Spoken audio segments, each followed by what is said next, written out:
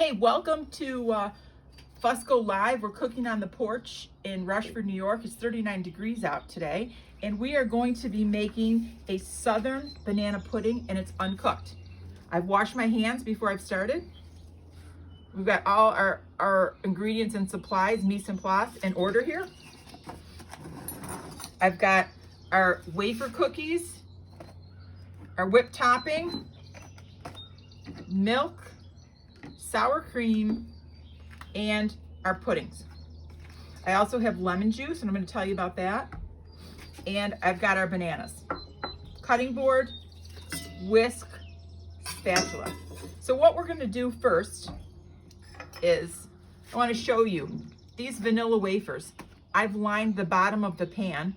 This is, I believe this is an 8 by 12 inch pan. We've got 7 wafers across and 4 down. This is not exact science here, but we do want a layer of vanilla wafers down here for the bottom of our pudding, okay? The next thing we're gonna do is we're gonna take our 16 ounce container of sour cream, and we're gonna put it in our big mixing bowl.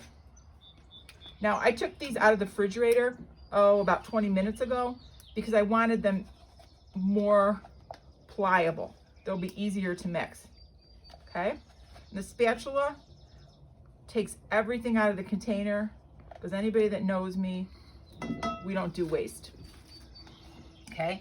I'm gonna add the cup of milk to the sour cream. Now I wanna mix these together, and I could do it with this, but I think it'd be faster with a whisk. I wanna combine these all together, the sour cream and the milk. And then we're gonna add our instant pudding. Now, the pudding, while I have a brand name of Jell-O here, you don't have to use that. I've used Topps brand, I've used all these brands. It's just a plain vanilla pudding. This probably happened to be on sale at the time, that's probably why I got it. So we've got our milk and our sour cream mixed together, okay? Now, we're gonna add our 2 box puddings. This is, no, check your size on it. I'm gonna put it on, I put on the recipe, it's a 3.4 ounce. So we've got 2 3.4 ounces. This is pretty much the standard size that you're gonna see in a grocery store.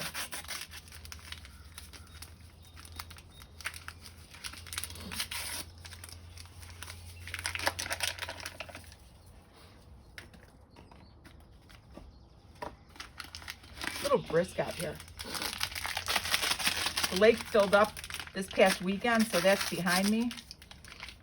Looks like glass right now.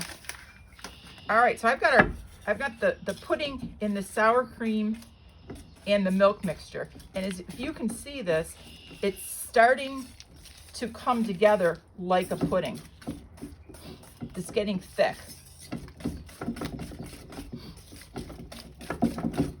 Now I want it to, right now, we've got some whiter parts, got some lumps. We don't want that, okay? Really, you need to put a little elbow grease into this.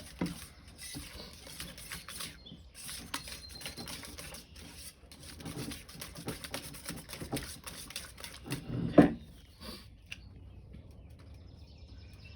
So this is gonna be our next layer. And what's gonna happen is the moisture in this pudding is going to soften these cookies up later. So we're just gonna pour this on. This is our next layer. I'm gonna try to put it on there as evenly as possible, okay? Once we get it in here. The little cookies are starting to move, looks like they're swimming, but we wanna keep them on the bottom as best we can, because that's our bottom layer.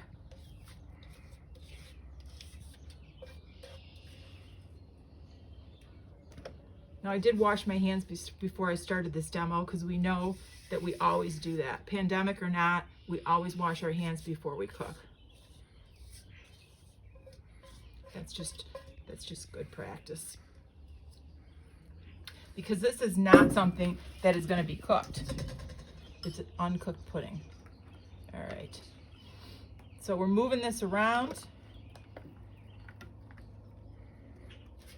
Okay. looks pretty good.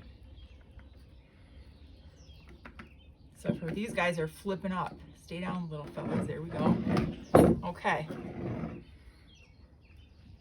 All right. I'm happy with that. It's pretty even, okay?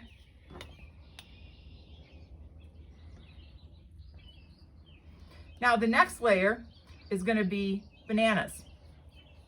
Now 3 to 4 bananas, you know, bananas are different sizes. These are more of a small version. What I did is I cut 3 bananas up, okay? And I put a little lemon juice on. So I'm going to show you with this banana how I did that. And you want ripe bananas. You don't want the green bananas, because you want the bananas to have their flavor and they sweeten over time, but not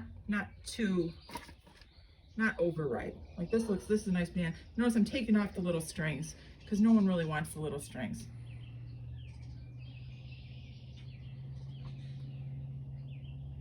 Okay, so slicing them and throw them in this bowl here.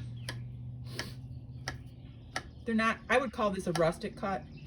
My husband does, his cuts are much more even. For this, it doesn't matter as much because it's not going to be cooked, okay? So in order to keep the bananas from turning brown, we're going to put a little lemon juice on them, okay? And then that means that just a little sprinkle. That's what I did with the ones underneath, okay? So I'm going to place all these bananas. It's going to be our next layer. It's super important. This is not getting cooked like I've said before. So your hands need to be clean before you touch any of this. It's going directly into your family's mouth. If you don't put lemon juice on it, I did an experiment. They turn brown like a day and a half, especially if they've been cut into.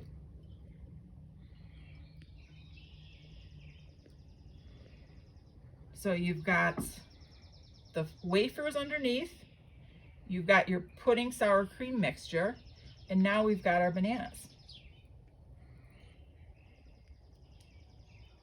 And I don't like waste, so the only thing that I'm going to have extra here is a half a box of vanilla wafers. And that's something you can either store them tight for another one of these Southern banana puddings, or you could freeze them, or if you wanted to crumble them up and put them on top for extra crunch, you could do that. I'm not going to do that because it in my experiment last week, the extra crunch was too much extra crunch.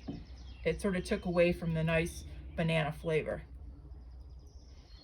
So you can see the bananas, you can't really tell the bananas I cut earlier because I put the lemon juice on. If you didn't put any lemon juice on, they probably would be browner. So I'm going to use all these bananas.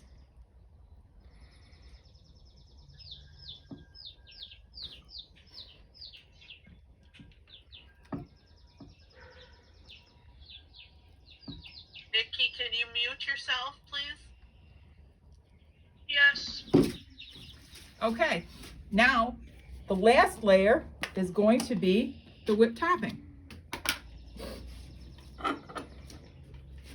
And you're gonna just evenly spread this around.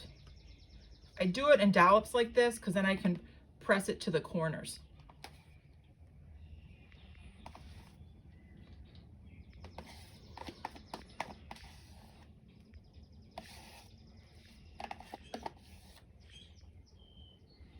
So you want to spread this all around for your final layer.